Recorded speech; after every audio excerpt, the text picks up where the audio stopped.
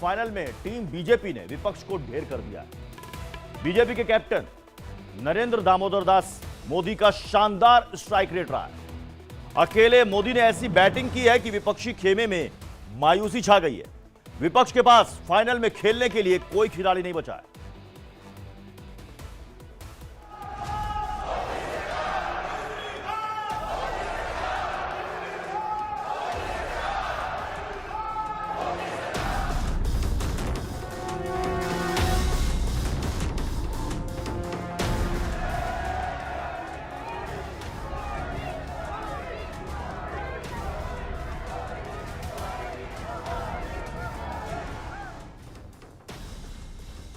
Politics के महारथी नरेंद्र मोदी ने खुद को हर मैच में हर पिच पर साबित किया है। विरोधी कितना भी ताकतवर रहा हो, परिस्थिति कैसी भी रही हो, मोदी हर बार बेहतर बनकर उभरे हैं, हर बार किंग बनकर सामने आए हैं। 2024 लोकसभा चुनाव से पहले पॉलिटिक्स के सेमीफाइनल में भी टीम बीजेपी के कैप्टन मोदी का शानदार स्ट्राइक रेट रहा।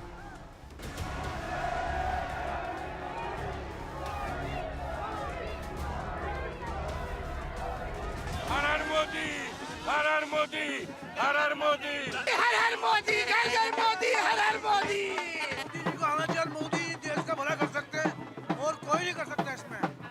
मोदी जी का डंका बज गया, भाजपा की लहर आ गई। अब पूरे देश में भाजपा की सरकार बनने वाली है। मोदी के नेतृत्व में बीजेपी ने मध्य प्रदेश, छत्तीसगढ़ और राजस्थान में न सिर्फ जीत दर्ज की है, बल्कि विपक्ष को चोकर्स की कैटेगरी में लाकर खड़ा कर दिया है। अक्षम शासन, भ्रष्टाचार को पूरी तरीके से देखने में सक्षम है और मुझे लगता है शायद उसी कारण से जनता ने यह निर्णय लिया होगा। कांग्रेस का झूठ, ये झूठ की गारंटी मध्य प्रदेश के अंदर नहीं चलेगी और नहीं चलने दी। जिस प्रकार से सरकार ने इस प्रदेश के अंदर अराजकता का वातावरण बनाया, उसके खिलाफ में जनता ने मैंडेट दिया है। जबरदस्त स्ट्राइक रेट से पीएम मोदी ने 2024 का रास्ता भी साफ कर दिया और जीत की हैट्रिक लगाने की गारंटी दे दी है। और कुछ लोग तो कह रहे हैं कि आज की इस हैट्रिक ने 24 की हैट्रिक की गारंटी दे दी है। जनादेश ने ये भी साबित किया है कि भ्रष्टाचार, तुष्टीकरण और परिवारवाद को लेकर देश के भीतर, देश के हर नागरिक के दिल में जीरो टॉलरेंस बन रही है। 3 राज्यों में कड़ी चुनौतियों के बाद भी जीत मिलना अनायास ही नहीं था। इसके पीछे जबरदस्त स्ट्रैटेजी रही। पार्टी तीनों ही राज्यों में मुख्यमंत्री पद का उम्मीदवार उतारने की बजाय पीएम मोदी के फेस पर चुनाव मैदान में उतरी। सांसदों को अपने असर वाली सीटों पर जीत हार के लिए जिम्मेदार बनाया। 4 केंद्रीय मंत्रियों समेत 18 सांसदों को विधानसभा चुनाव में उतारा, जो बड़ी रणनीति का हिस्सा था। इसके बाद चुनावी मैदान में ओपनिंग करने उतरे पीएम नरेंद्र मोदी आखिर तक ताबड़तोड़ रैलियां करते रहे, विपक्ष पर हमलावर रहे। कुछ लोग यहाँ खुद को जादूगर कहते हैं। अब उन्हें आज राजस्थान की जनता कह रही है 3 दिसंबर कांग्रेस छू मंतर। सब लोग तो कहते हैं 30% कक्का, खुलेआम सट्टा। ये 30% कक्का खुलेआम सट्टा चला रहे थे। पूरे चुनाव प्रचार के दौरान विपक्ष पर हमलावर रहे, अपनी सरकार की उपलब्धियां गिनाई और सबसे जरूरी बात, पूरे चुनाव वो एक्टिव रहे। पीएम मोदी ने मध्य प्रदेश, राजस्थान और छत्तीसगढ़ में कुल 42 रैलियां की। इन रैलियों के जरिए कुल 250 विधानसभा सीटों को कवर किया, जिनमें से 169 सीटों पर जीत हुई, जिसके हिसाब से देखें तो पीएम मोदी का स्ट्राइक रेट 67% रहा। जिन 250 सीटों के लिए पीएम मोदी ने रैलियां की, वहां बीजेपी के खाते में 76 नई सीटें आई। इन सीटों को लोकसभा चुनाव के लिहाज से कन्वर्ट करें तो बीजेपी को 65 में से 47 सीटों पर जीत मिल सकती थी। तीनों राज्यों में इतनी बड़ी जीत के लिए बीजेपी के छोटे कार्यकर्ता से लेकर विधायक, सांसद, मंत्री तक दिया। अध्यक्ष भी अलग ही उत्साह नजर आया। छोटी छोटी बारीकियों से लेकर उससे निकलने वाले नतीजे तक का खुद ध्यान रखते हुए चुनाव को इस मुकाम तक पहुंचाया है और एक नहीं अनेकों चुनाव को पहुंचाया है। ऐसे हमारे यशस्वी प्रधानमंत्री। पीएम मोदी के राज्यवार स्ट्राइक रेट पर नजर डालें तो ये शानदार रहा है। राजस्थान की बात करें तो यहां पीएम मोदी ने कुल 17 रैलियां की, जिसके जरिए 119 विधानसभा सीटों को कवर किया, जिनमें से 74 सीटों पर बीजेपी को जीत मिली, जिनमें से 33 नई सीटों पर जीत दर्ज की। 41 सीटें बीजेपी पिछले विधानसभा में जीती थी। जीत के आंकड़ों के हिसाब से पीएम मोदी का राजस्थान में स्ट्राइक रेट 62% रहा। राजस्थान में बीजेपी की सरकार नहीं बनी थी, इसलिए सत्ता परिवर्तन बड़ी चुनौती थी, लेकिन मोदी मैजिक ने कमाल किया और 199 सीटों वाली विधानसभा में बीजेपी के 115 प्रत्याशी जीते। राजस्थान के नेताओं ने भी प्रचंड जीत के लिए पीएम मोदी के फेस को ही श्रेय दिया और कहा कि मोदी मतलब जीत की गारंटी।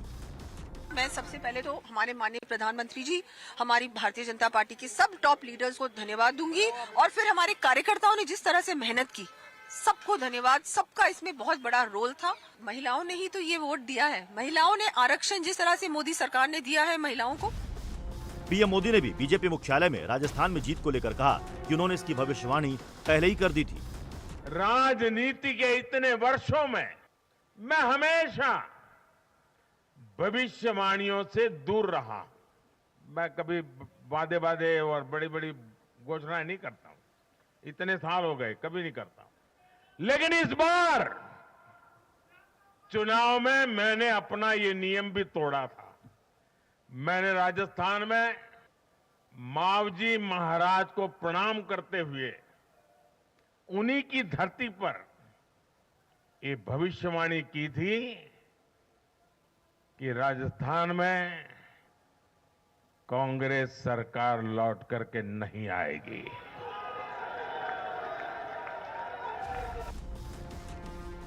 अब अगर मध्य प्रदेश की बात करें तो यहां पर भी बीजेपी का कोई भी सीएम फेस नहीं था।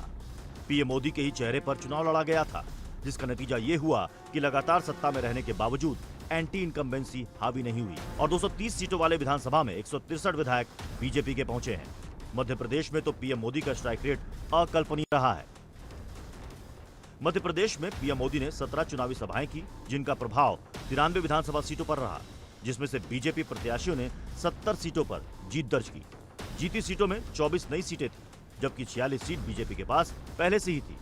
मध्य प्रदेश में पीएम मोदी की रैली और जीत के आंकड़े को देखें तो यहां मोदी का स्ट्राइक रेट 75% रहा।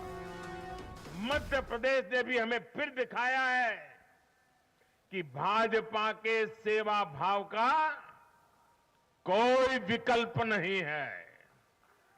2 दशक से वहां भाजपा की सरकार है और इतने वर्षों के बाद भी भाजपा पर भरोसा लगातार मजबूती हो रहा है। वही छत्तीसगढ़ को लेकर राजनीतिक जानकार छत्तीसगढ़ में कांग्रेस की जीत के दावे करते रहे, लेकिन मोदी मैजिक ने पासा ही पलट दिया। पिछले विधानसभा चुनाव में पूर्ण बहुमत से सरकार बनाने वाली कांग्रेस को 90 सीटों वाली विधानसभा में इस बार 35 सीट से ही संतोष करना पड़ा, तो 54 सीटों के साथ बीजेपी सरकार बना रही है। छत्तीसगढ़ में भी पीएम का स्ट्राइक रेट अच्छा रहा। पीएम मोदी ने 7 रैलियां की, जिन्होंने 38 विधानसभा सीटों को कवर किया, जिनमें से बीजेपी के खाते में 25 सीटें आई। 19 नई सीटों पर जीत दर्ज हुई है, जिसके बाद जो स्ट्राइक रेट पीएम मोदी का निकलता है वो 65% होता है। जीत के बाद पीएम मोदी ने छत्तीसगढ़ को धन्यवाद दिया और कहा कि इन आंकड़ों के बारे में भी पहले से ही उन्हें उम्मीद थी और पहली रैली में शपथ समारोह के लिए सभी छत्तीसगढ़ वासियों को निमंत्रण दे दिया था। छत्तीसगढ़ के परिवारजनों को तो जब मैं वहां चुनाव सभाओं में गया तो मैं खुद ही पहली सभा में, छत्तीसगढ़ के चुनाव की पहली सभा में मैंने खुद कहा था कि मैं आपसे कुछ मांगने नहीं आया हूं, मैं तो आपको 3 दिसंबर के बाद सरकार बनेगी तो शपथ समारोह में निमंत्रण देने के लिए आया। प्रधानमंत्री नरेंद्र मोदी की गारंटी पर जिस तरह जनता ने भरोसा जताते हुए विपक्ष के लुभावने वादों से कन्नी काट लिया है, उसे देखते हुए एक बात तो साफ है कि पॉलिटिक्स की पिच पर पीएम मोदी शानदार स्ट्राइक रेट से बैटिंग कर रहे हैं, जिन्हें 2024 में आउट करने के लिए अभी तो विपक्षी खेमे में कोई गुगली डालने वाला बॉलर नहीं है। अगर विधानसभा चुनाव की जगह ये लोकसभा चुनाव होता तो पीएम मोदी का स्ट्राइक रेट कितना होता, आपको वो भी बताते हैं। जिसे निकालने के लिए हमने एक फॉर्मूला लगाया है। किसी लोकसभा क्षेत्र में मौजूद आधी से ज्यादा विधानसभा सीटों को जीतने वाली पार्टी को उस लोकसभा सीट पर जीता हुआ मान लिया है। अगर किसी लोकसभा क्षेत्र में दो पार्टियों के बराबर वोट हैं, एक समान वोट हैं, तो ज्यादा वोट परसेंट वाली पार्टी को जीता माना है। एक आध बिंदुओं को और जोड़कर हमने पीएम मोदी का स्ट्राइक रेट निकाला है, जो आपके सामने हम रख रहे हैं। तो अगर लोकसभा चुनाव अभी होता तो क्या होता, स्ट्राइक रेट क्या रहता? राजस्थान में बीजेपी को 25 में से 16 सीट मिलती और मध्य प्रदेश में 29 में से 25 सीट जीतकर बीजेपी यहां पर आती।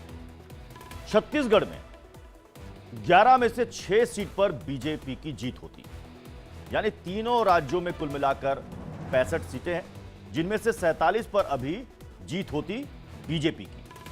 अब इस हिसाब से पीएम मोदी का स्ट्राइक रेट बनता है 73%। अब लोकसभा के मुद्दे अलग होते हैं, चुनाव की रणनीति अलग होती है। बावजूद इसके लोकसभा चुनाव के लिहाज से मोदी का स्ट्राइक रेट 70% आ रहा है। ये आंकड़े बीजेपी के लिए बूस्टर साबित होंगे, जबकि विपक्ष को इन्हें देखकर जमीन पर उतरकर पसीना बहाने की जरूरत है। अब 3 राज्यों में बीजेपी का भगवा परचम लहरा रहा है, लेकिन सबसे बड़ा सवाल सबके मन में यह है कि अब इन राज्यों में मुख्यमंत्री कौन बनेगा, क्योंकि मध्य प्रदेश, छत्तीसगढ़ या फिर राजस्थान, तीनों ही राज्यों में बीजेपी बिना चेहरे पर ही चुनाव लड़ी थी। चेहरा बस एक ही था और वो है नरेंद्र मोदी। और नतीजे बताते हैं कि इस चेहरे से बीजेपी को कितना फायदा हुआ है। लेकिन इन सब राज्यों में मुख्यमंत्री बनाना किसी चुनौती से कम नहीं है। अब 3 राज्यों में 3 बड़े चेहरे बीजेपी के सामने हैं। अब यह देख लीजिए, शिवराज सिंह चौहान है, वसुंधरा राजे हैं और रमन सिंह। एक मुख्यमंत्री और 2 पूर्व मुख्यमंत्री। अब बड़ी चुनौती है बीजेपी के सामने कि क्या इनको रिपीट किया जाए या फिर चेहरा बदला जाए। अब इन तीनों नेताओं का अपने अपने प्रदेश में खासा वर्चस्व है। अब सवाल है कि क्या पार्टी एक बार फिर इन्हीं चेहरों को मुख्यमंत्री घोषित करेगी या फिर नए चेहरों को मौका दिया जाएगा। हालांकि तीनों राज्यों में सीएम पद की तलाश तेज हो गई है। राजस्थान के कई बड़े नेता दिल्ली पहुंच रहे हैं और इसके साथ ही केंद्र के नेता मध्य प्रदेश, छत्तीसगढ़ पहुंच चुके हैं। वहां भी सीएम पद को लेकर मंथन चल रहा है। आपको थोड़ा डिटेल से समझाते हैं। शुरुआत मध्य प्रदेश से करते हैं। मध्य प्रदेश के चुनाव में बीजेपी जब उतरी थी तब सीएम शिवराज सिंह चौहान को चेहरा ना बनाते हुए सामूहिक नेतृत्व में लड़ने का फैसला किया गया। इसके साथ ही बीजेपी ने यहां कई सांसदों और केंद्रीय मंत्रियों को चुनावी मैदान में उतार दिया था। इस बार मध्य प्रदेश के आए नतीजों में बीजेपी के ज्यादातर दिग्गज चुनाव जीतने में कामयाब रहे। बीजेपी की इस जीत में मोदी फैक्टर के साथ साथ शिवराज सिंह चौहान की लाडली बहना योजना को भी क्रेडिट दिया जा रहा है। इसके अलावा मामा की लोकप्रियता ने भी बीजेपी की जीत में अहम भूमिका निभाई। मध्य प्रदेश में कई ऐसे चेहरे हैं जो इस बार मुख्यमंत्री की रेस में हैं। अब जरा आपको सबके रिपोर्ट कार्ड भी दिखाते हैं। सीएम की रेस में सबसे बड़ा नाम शिवराज सिंह चौहान का है। मध्य प्रदेश में बीजेपी के लिए सबसे मजबूत और सबसे सीनियर चेहरा। ओबीसी जाति से आते हैं, जिसका फायदा मिल सकता है बीजेपी को। 18 साल से भी ज्यादा समय तक मुख्यमंत्री रह चुके हैं। अगला नाम जो मध्य प्रदेश में सीएम का चेहरा हो सकता है वो है नरेंद्र सिंह तोमर। अनुभवी नेता के रूप में इनकी पहचान है। केंद्र सरकार में मंत्री हैं, 2 बार बीजेपी के प्रदेश अध्यक्ष भी रह चुके हैं। इसके अलावा एक और नाम है ज्योतिरादित्य सिंधिया। बीजेपी को ग्वालियर और चंबल में कमबैक कराया। पिछली बार बीजेपी यहां से 37 में से 7 सीटें जीती थी। इस बार 19 सीटें बीजेपी ने यहां से जीती। केंद्र में मंत्री भी है, पीएम मोदी अमित शाह के करीबी भी है। अब वीडी शर्मा का भी नाम आ रहा है। इनका भी रिपोर्ट कार्ड आपको दिखाते हैं। संगठन लेवल पर पार्टी को मजबूत किया, बूथ लेवल पर कार्यकर्ताओं को एक सूत्र में पिरोने में इनका बड़ा योगदान। खजुराहो सीट से सांसद हैं, प्रदेश अध्यक्ष हैं, राष्ट्रीय अध्यक्ष जेपी नड्डा के भरोसेमंद। एक और नाम प्रहलाद पटेल। बीजेपी में इनकी पकड़ मजबूत है, पिछड़ी जाति से आते हैं, ये गैर विवादित नेता है, केंद्र में मंत्री भी है और एमपी के इकलौते नेता हैं जो 4 लोकसभा सीटों से चुनाव लड़ चुके हैं। तो ये वो संभावित चेहरे हैं जिनके हाथों में मध्य प्रदेश की कमान जा सकती है। हालांकि आपको यहां पर यह भी बता दूं कि पीएम मोदी कई बार सीएम फेस को लेकर चौंकाने वाले फैसले लेते हैं और अगर शिवराज सीएम नहीं बनते हैं तो फिर उम्मीद जताई जा रही है कि इन्हीं बाकी चेहरों में से किसी की दावेदारी और मजबूत हो सकती है। हमारी सहयोगी करिश्मा अभी भोपाल में है और उन्होंने शिवराज सिंह चौहान सरकार में मंत्री भूपेंद्र सिंह और प्रद्युम्न सिंह तोमर से बातचीत की। सुनिए सीएम पद को लेकर वो क्या कह रहे हैं।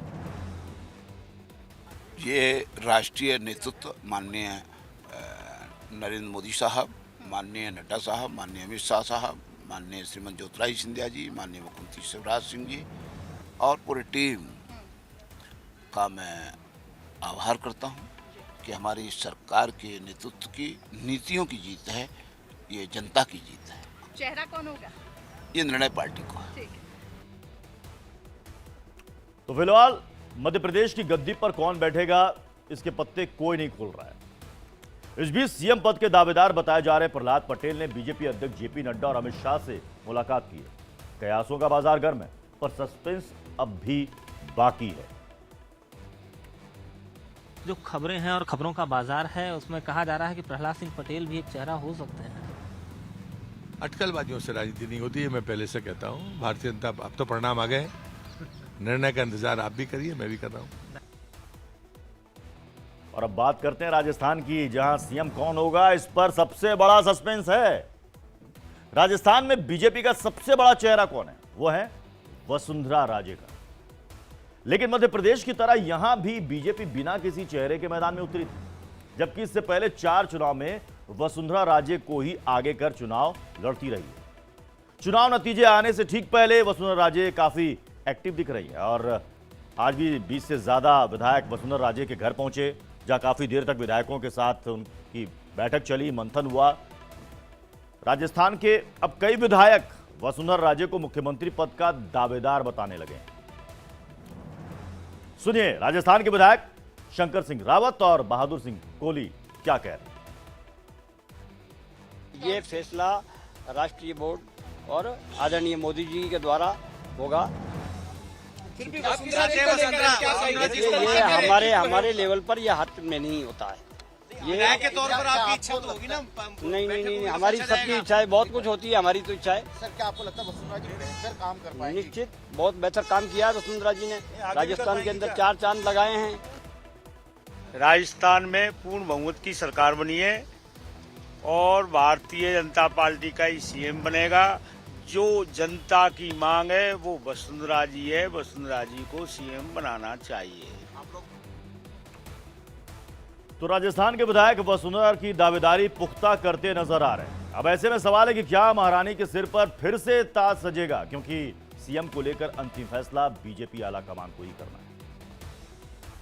अब राजस्थान के रण में कौन कौन से दावेदार सीएम की रेस में हैं, उनका रिपोर्ट कार्ड भी आपके सामने रख देते हैं। सबसे पहला नाम है वसुंधरा राजे का, जिसका जिक्र मैं कर रहा था। 2 बार मुख्यमंत्री रह चुकी हैं, राजस्थान में बीजेपी की सबसे कद्दावर महिला नेता है। अगला नाम है ओम प्रकाश माथुर। छत्तीसगढ़ में चुनाव प्रभारी थे और छत्तीसगढ़ जिताने में अहम भूमिका इन्होंने निभाई। यूपी सहित कई राज्यों में चुनाव प्रभारी की जिम्मेदारी ये निभा चुके हैं। पार्टी में अच्छी छवि है, वरिष्ठता के पैमाने पर ये खरे उतरते हैं। एक और नाम है ओम बिरला का। ओम बिरला भी सीएम पद की रेस में है।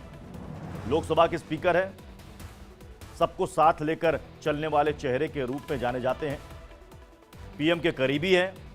बीजेपी नेताओं में उनकी छवि अच्छी मानी जाती है। हालांकि जैसा मैंने आपको बताया कि पीएम मोदी कई बार नए चेहरे लाकर सबको चौंका देते हैं। ऐसे में एक नया चेहरा बाबा बालकनाथ का भी हो सकता है, वो भी सीएम की रेस में है। हिंदुत्व के चेहरे के रूप में इन्हें देखा जाता है। एग्जिट पोल में सीएम के लिए सबसे लोकप्रिय चेहरा इन्हें बताया गया। यूपी के सीएम योगी आदित्यनाथ की काबिलियत के बाद राजस्थान में योगी के तौर पर इन्हें ही देखा जाता है। इस रेस में एक और नाम है गजेंद्र सिंह शेखावत का। इनका भी रिपोर्ट कार्ड देखिए। केंद्र सरकार में मंत्री हैं, पार्टी में मजबूत पकड़ है इनकी। आरएसएस से जुड़े होने से फायदा इनको मिल सकता है। इन सब के अलावा दिया कुमारी, अर्जुन राम मेघवाल का भी नाम सीएम की रेस में शामिल है। यानी कई सारे विकल्प हैं बीजेपी के सामने। अब सुनिए राजस्थान में मुख्यमंत्री पद के दावेदार बाबा बालकनाथ क्या कह रहे हैं।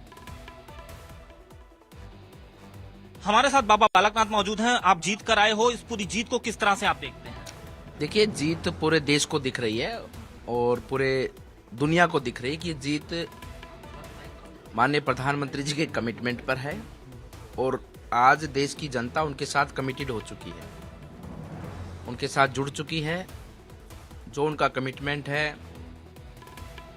देश के लोगों का विकास से योजनाएं, अच्छे से देश को आगे बढ़ाना हो, संपूर्ण विकास और संपूर्ण समाज का सम्मान, ये सब चीज़ों के साथ जुड़ चुके हैं। और आज ये चुनाव तीनों राज्यों में माननीय प्रधानमंत्री जी के नेतृत्व में लड़ा गया है, उन्हीं के नाम पर लड़ा गया है और उन्हीं के नाम पर आगे चलेगा।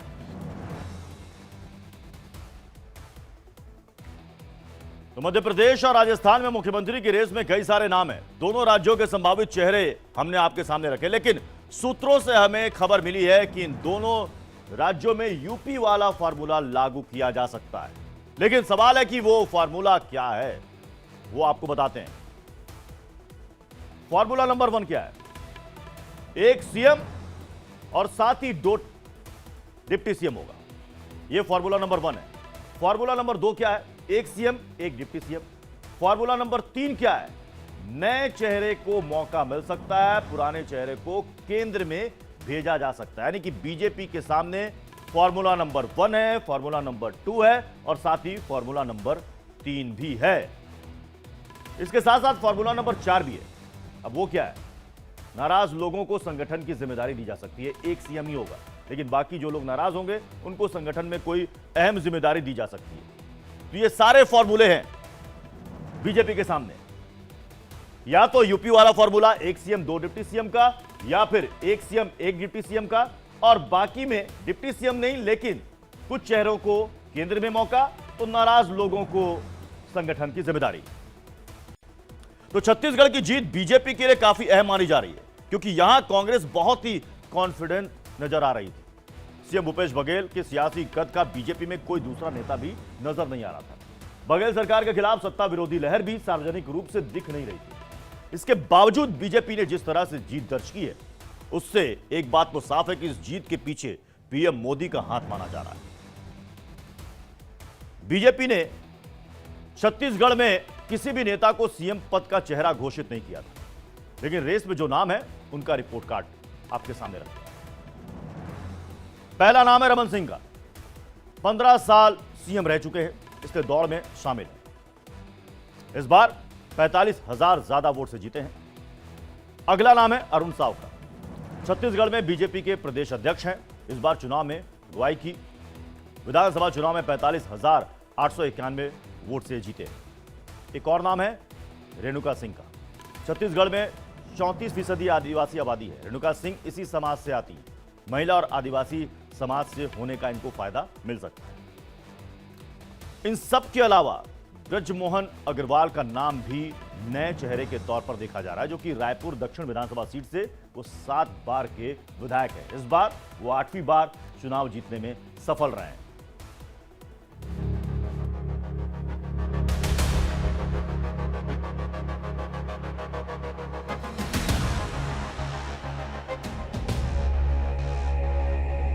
जहां दूसरों से उम्मीद खत्म होती है, वहां से मोदी की गारंटी शुरू होती है।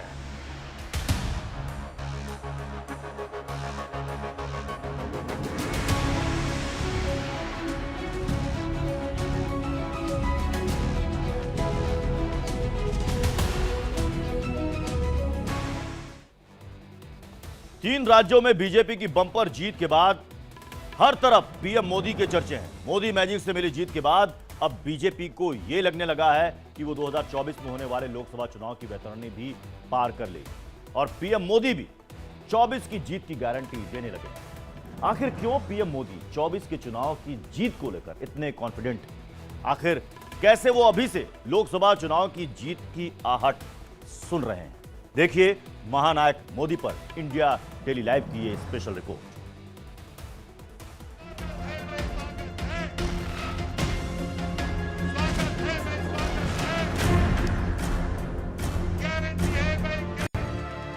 तीन राज्यों में चमत्कार, मोदी सबसे बड़े सुपरस्टार।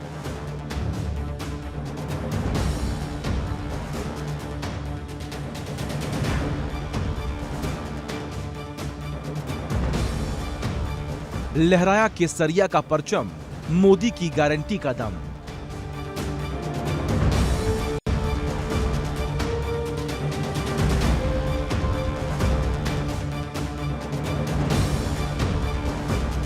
कायम है मोदी मैजिक, 24 में लगेगी जीत की हैट्रिक। मोदी की गारंटी वाली गाड़ी देश की सफलता की गारंटी बनेगी और ये भी मोदी की गारंटी है। फाइनल प्रहार के लिए मोदी तैयार, तीसरी बार मोदी सरकार। कुछ लोग तो कह रहे हैं कि आज की इस हैट्रिक ने 24 की हैट्रिक की गारंटी दे दी है। पूरे देश में इस वक्त एक ही नाम और एक ही नारा गूंज रहा है और नाम है प्रधानमंत्री नरेंद्र मोदी का। 2024 के लोकसभा चुनाव से पहले तीन राज्यों में शानदार जीत दिलाकर पीएम मोदी ने विपक्ष को 2024 का ट्रेलर दिखा दिया। जो लोग मोदी मैजिक खत्म होने की बात करने लगे थे, उन्हें मोदी ने करारा जवाब दे दिया और इस वक्त हर जुबान पर मोदी मैजिक के चर्चे हैं। मोदी का मैजिक रंग लाया है। मोदी की गारंटी लेकर हम इस चुनाव में गए थे। गारंटी थी विकास की। जनता ने इस गारंटी को स्वीकार कर अपना बहुमूल्य वोट भाजपा को दिया। हर हर मोदी, हर हर मोदी, हर हर मोदी, हर हर मोदी, जय जय मोदी, हर हर मोदी। देश का भला कर सकते हैं। माननीय प्रधानमंत्री नरेंद्र मोदी जी की गारंटी की योजना, उनके मेहनतकर्ताओं ने जिस जुझारूपन से काम किया, उसका नतीजा है कि भारतीय जनता पार्टी जीत। 2014 से पीएम मोदी की अगुवाई में बीजेपी ने जो विजय पथ तैयार किया, जिस पर वो लगातार आगे बढ़ रही है, कुछ राज्यों में इस दौरान पार्टी ने मात भी खाई, लेकिन हौसला नहीं हारा और इसी हौसले का नतीजा है कि सिर्फ एक चेहरे के नाम पर बीजेपी ने सियासी मझधार को पार कर लिया और नरेंद्र मोदी की नजर अब 2024 के लोकसभा चुनाव पर है। पीएम मोदी का संकल्प तीसरी बार देश का प्रधान सेवक बनने की है, जो 5 राज्यों के विधानसभा चुनाव के नतीजों के बाद पूरा होता दिख रहा है। क्योंकि इस चुनाव ने यह साफ कर दिया है कि इस वक्त मोदी की सियासी कद के सामने दूर दूर तक कोई नेता नजर नहीं आ रहा। मोदी की गारंटी वाली गाड़ी देश की सफलता की गारंटी बनेगी और ये भी मोदी की गारंटी है। और आपको एक बात और याद रखनी है,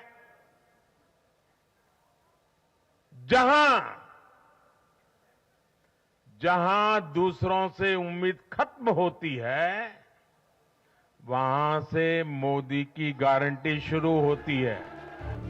2014 और 2019 के बाद अब 2024 में भी पीएम मोदी हैट्रिक की गारंटी इसलिए दे रहे हैं क्योंकि उन्हें अच्छी तरह पता है कि कब और कैसे विपक्ष को सियासी पिच पर क्लीन बोल्ड करना है। चुनाव में विपक्ष जिसे हथियार बनाकर मोदी पर हमला करने की कोशिश करती है, उससे ही पीएम मोदी अपना ब्रह्मास्त्र बनाकर विपक्ष को चारों खाने चित कर देते हैं और राजस्थान से लेकर मध्य प्रदेश, छत्तीसगढ़ तक ये बखूबी देखने को मिला। सिर्फ कुछ परिवारवादियों के मंच पर एक साथ आ जाने से फोटो कितनी अच्छी निकल जाए, देश का भरोसा नहीं जीता जाता। देश की जनता का दिल जीतने के लिए राष्ट्र सेवा का जज्बा होना चाहिए। विधानसभा के चुनाव में बीजेपी की ओर से सभी जगह पीएम मोदी ही चेहरा थे।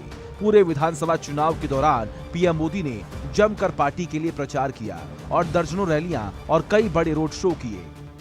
उन्होंने राजस्थान, मध्य प्रदेश और छत्तीसगढ़ में जमकर रैलियां की और तीनों ही जगह वो बीजेपी के जीत के असली हीरो साबित हुए। वहीं तेलंगाना में भी बीजेपी का आंकड़ा 1 से बढ़कर सीधे 8 पर पहुंच गया और पार्टी के सभी नेता इस जीत का श्रेय पीएम मोदी को ही दे रहे हैं।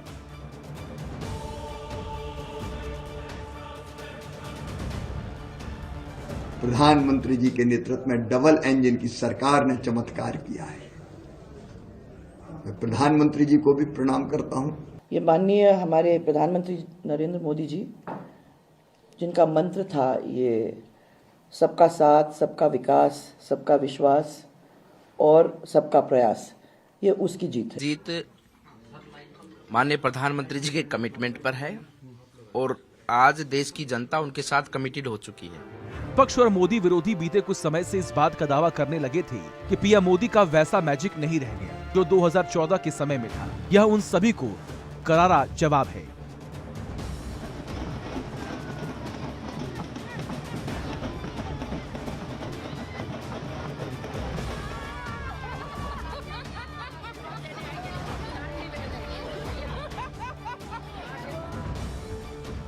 क्योंकि जीत के जादूगर मोदी के प्रचार में उतरने से पहले हिंदी बेल्ट के 3 राज्यों में माहौल कुछ अलग था, लेकिन जैसे ही पीएम ने रैली और रोड शो शुरू किए, बीजेपी की राह आसान होती चली गई। मोदी ने संगठन की रणनीति के साथ सरकार की योजनाएं जनता तक पहुंचाने में अहम रोल निभाया। विपक्ष के हमलों का मोदी ने न सिर्फ डटकर सामना किया, बल्कि खुलकर पलटवार भी किया। उसी का नतीजा है कि 2018 में जिन 3 राज्यों में कांग्रेस ने जीत हासिल की थी, उन तीनों से ही अब कांग्रेस का सफाया हो गया और 3 राज्यों में आए नतीजे विपक्ष की आंखें खोलने वाली हैं।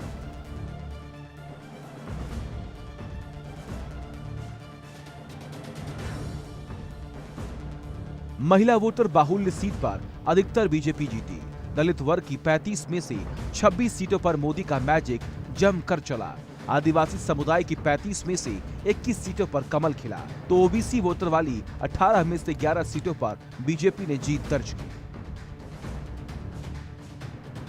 पीएम मोदी का नेतृत्व करिश्माई है। जो ठान लेते हैं वो करके दिखाते हैं। जैसे मोदी पारस का पत्थर हो, जो लोहे को भी सोना बनाना जानते हो।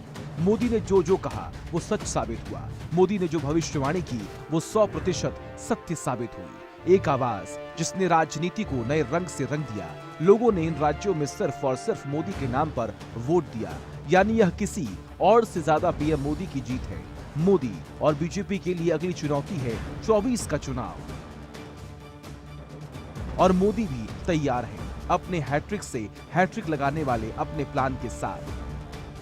चुनाव परिणाम की गुंज सिर्फ एमपी, राजस्थान और छत्तीसगढ़ तक सीमित नहीं रहेगी। इन परिणामों की गुंज दूर तक जाएगी। सत्ता में लगातार 9 साल बने रहने के बावजूद पीएम मोदी का जादू बरकरार है। 9 साल बाद भी मोदी लहर में कोई कमी नहीं आई। इसकी बड़ी वजह प्रधानमंत्री नरेंद्र मोदी का मजबूत और ईमानदार नेतृत्व, पार्टी का राष्ट्रवाद और हिंदुत्ववाद वाला एजेंडा और केंद्र सरकार की ताबड़तोड़ विकासकारी और जन कल्याणकारी योजनाएं हैं। पीएम मोदी ने अपने 9 साल के कार्यकाल में देश हित में कई बड़े फैसले किए, जिससे देश विकास की पटरी पर सरपट दौड़ने लगा है। और चुनाव के दौरान भी बीजेपी ने अपने विकास के एजेंडे को ही आगे रखा, किसी हवाई वादी करने से बची, जिस वजह से वो अपने एजेंडे को समझाने में भी कामयाब साबित हुई। पीएम नरेंद्र मोदी की गारंटी पर लोगों ने भरोसा जताया, जो लोकसभा चुनाव के लिहाज से भी काफी अहम है। परिवार का जीवन बेहतर होता है, इसलिए वो बीजेपी को चुन रहा है, लगातार चुन रहा है। और कुछ लोग तो कह रहे हैं कि आज की इस हैट्रिक ने 24 की हैट्रिक की गारंटी दे दी है। 2019 के लोकसभा चुनाव में मोदी की अगुवाई में बीजेपी ने 303 सीट पर जीत हासिल की थी और एनडीए गठबंधन को 353 सीटें मिली। लेकिन 2024 में मोदी और शाह का टारगेट बीजेपी को 400 के आंकड़े तक पहुंचाने की है। और जिस तरह से विधानसभा चुनाव में मोदी का मैजिक देखने को मिला, ऐसा लग रहा है बीजेपी का अब की बार 400 के पार वाला नारा सच साबित होने वाला है। पीएम मोदी के रूप में बीजेपी के पास सबसे लोकप्रिय और विश्वसनीय नेता है। पीएम मोदी हर बार चुनाव अभियानों का खुद नेतृत्व करते हैं और पार्टी की जीत में अहम भूमिका निभाते हैं। मोदी लहर ने ही मध्य प्रदेश में शिवराज सरकार के खिलाफ निराशा को कम किया। पीएम मोदी ने पार्टी के आधार को मजबूत किया। मोदी युग में बीजेपी वो शक्तिशाली चुनावी मशीन बन गई है जिसके सामने कोई भी टिक नहीं पा रहा। और जिस तरह से मध्य प्रदेश से लेकर राजस्थान, छत्तीसगढ़ तक हर कोई यही बोल रहा है कि मोदी है तो मुमकिन है। 2024 में पीएम मोदी को जीत की हैट्रिक लगाने से कोई रोक नहीं पाएगा। मेरी अपील है विपक्ष के सदस्यों को कि आप दिल्ली की सोचिए, एलायंस की मत सोचिए। एलायंस से फायदा नहीं होने वाला है। एलायंस होने के बाद भी पूर्ण बहुमत से नरेंद्र मोदी प्रधानमंत्री बनने वाले हैं। ये जो संदेश इस चुनाव के नतीजों ने दिया है, वो स्पष्ट बताता है कि देश ने समझ लिया है कि अगर कोई गांव को मजबूती दे सकता है तो वो प्रधानमंत्री नरेंद्र मोदी जी दे सकते हैं। बहुत ही शानदार विजय हुई है। मोदी जी का मैजिक बरकरार है जिस तरह से। अब लगता है सारे देश ने यह माइंड मेकअप कर लिया है कि 2024 के लोकसभा इलेक्शन में भारतीय जनता पार्टी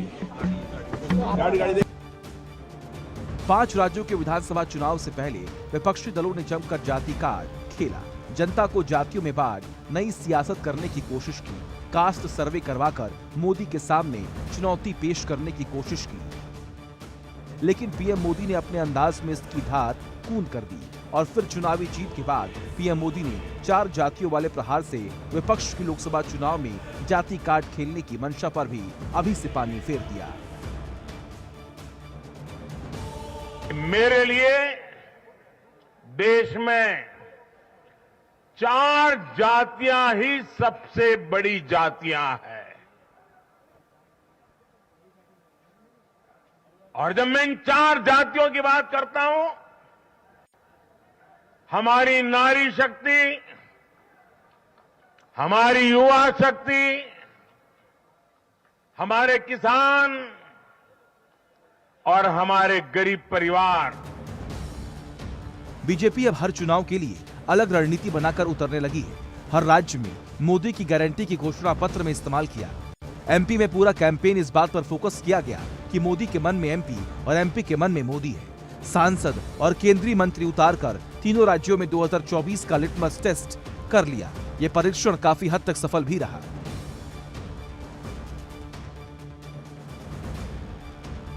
विधानसभा चुनाव के नतीजों ने नरेंद्र मोदी के चेहरे पर भरोसे की मुहर लगाई और अब 2024 के लिए बीजेपी का उत्साह बढ़ा है तो विपक्ष के सामने संकट खड़ा हो गया। मोदी को हराने के लिए विपक्ष ने जाल तो बुना, लेकिन वो खुद ही उसमें फंस गया।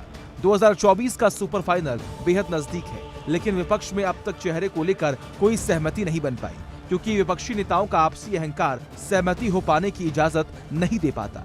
वही बीजेपी नरेंद्र मोदी पर एकमत है। नरेंद्र मोदी ही बीजेपी का सबसे बड़ा चेहरा है। पीएम मोदी बीजेपी के लिए जीत की गारंटी है।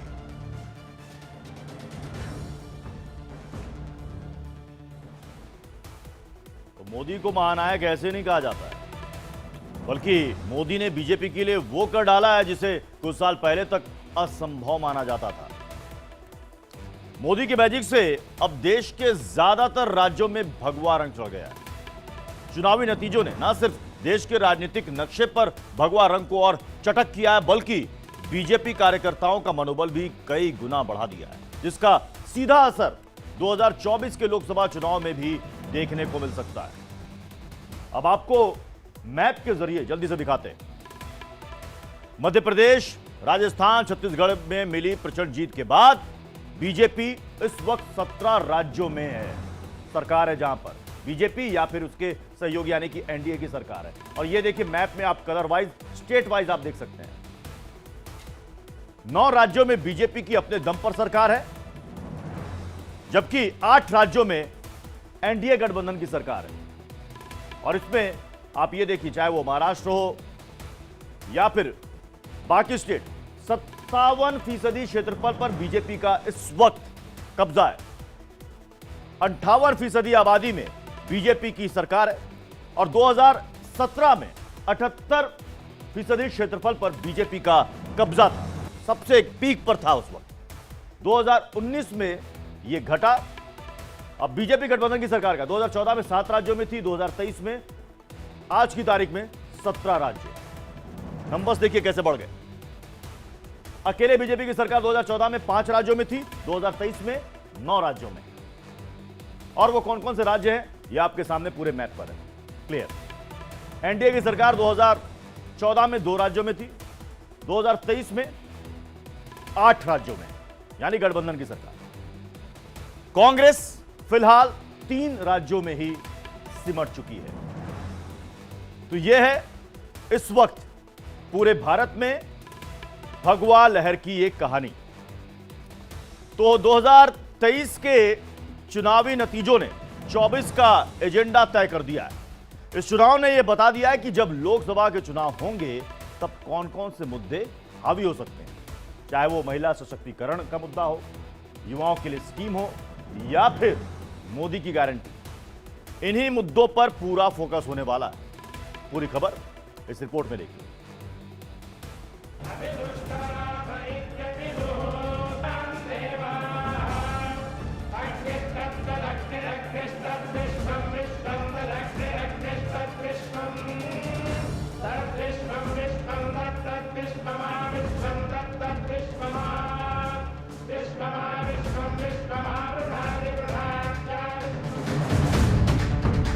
मोदी की गारंटी यानी गारंटी पूरा होने की गारंटी।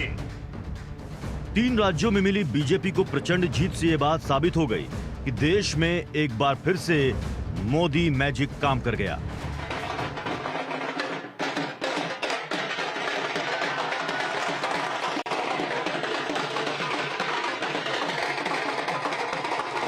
2024 के लोकसभा चुनाव से पहले 2023 में हुए विधानसभा चुनाव को सेमीफाइनल की नजर से देखा जा रहा था और सेमीफाइनल में बीजेपी को मिली इस जीत ने 2024 का मुद्दा सेट कर दिया है। नंबर 1, मोदी की गारंटी। हिंदी पट्टी के इन 3 राज्यों में कांग्रेस के सभी वादों का जवाब एक ही था और वो था मोदी की गारंटी। बीजेपी का यह दांव विधानसभा चुनाव में सफल रहा तो जाहिर सी बात है 2024 के चुनाव में भी ये गारंटी छाने वाली है। जहां दूसरों से उम्मीद खत्म होती है वहां से मोदी की गारंटी शुरू होती है। इन 3 राज्यों में मिली जीत से 2024 के लिहाज से कड़े संदेश निकलकर सामने आए हैं। ये जीत बताती है कि लोकसभा के चुनाव में भी ये मुद्दे हावी रहने वाले हैं। मुद्दा नंबर 2, नारी सशक्तिकरण। मध्य प्रदेश में बीजेपी का परचम लहराने में महिलाओं का योगदान बेहद अहम रहा। यहां लाडली बहना योजना के तहत 1.31 करोड़ महिलाओं को हर महीने 1250 रुपए दिए जा रहे हैं। वहीं छत्तीसगढ़ में भी हर शादीशुदा महिला को 12,000 रुपए सालाना देने की घोषणा की गई है। इन घोषणाओं से एक वर्ग बीजेपी के साथ खड़ा हुआ है। आलम यह है कि बीजेपी के जवाब में कांग्रेस ने भी महिलाओं के लिए घोषणा कर दी, भले ही उसे उसका कोई फायदा नहीं मिला। प्रधानमंत्री मोदी हमेशा महिला सशक्तिकरण की बात करते हैं। उनके कई फैसले महिलाओं के लिए मील का पत्थर साबित हुए हैं। महिलाओं के लिए संसद में 33% आरक्षण उसमें एक अहम कड़ी है। उसका नतीजा ये रहा कि बीते चुनाव के मुकाबले इस बार बीजेपी को 2% महिलाओं का ज्यादा वोट मिला। मैं अक्सर कहता था कि इन चुनावों में नारी शक्ति ये ठान कर निकली है कि भाजपा का परचम लहराएगी। और जब देश की नारी शक्ति किसी का सुरक्षा कवच बन जाए तो कैसी भी ताकत उसे नुकसान नहीं पहुंचा सकती। मुद्दा नंबर 3, युवाओं पर फोकस। 15 अगस्त को लाल किले से दिए ऐतिहासिक भाषण में पीएम मोदी ने बार बार युवा आबादी का जिक्र किया था। पीएम का सबसे ज्यादा फोकस भारत की 30 साल से कम की युवा आबादी पर रहता है और इस बार के चुनाव में भी युवाओं ने बीजेपी को बम्पर वोट दिया। देश का युवा सिर्फ और सिर्फ विकास चाहता है। जहां भी सरकारों ने युवाओं के खिलाफ काम किया है वो सरकारें सत्ता से बाहर हुई है। आज देश के युवा में ये भरोसा लगातार बढ़ रहा है कि बीजेपी ही उसकी आकांक्षाएं समझती है, उसके लिए काम करती है। मुद्दा नंबर 4, राम मंदिर में प्राण प्रतिष्ठा। 5 अगस्त 2020 की ये तारीख इतिहास में हमेशा हमेशा के लिए दर्ज हो गई। पीएम मोदी ने खुद अयोध्या पहुंचकर राम मंदिर का शिलान्यास किया। राम मंदिर का मुद्दा बीजेपी के लिए हमेशा कोर मुद्दा रहा। सनातन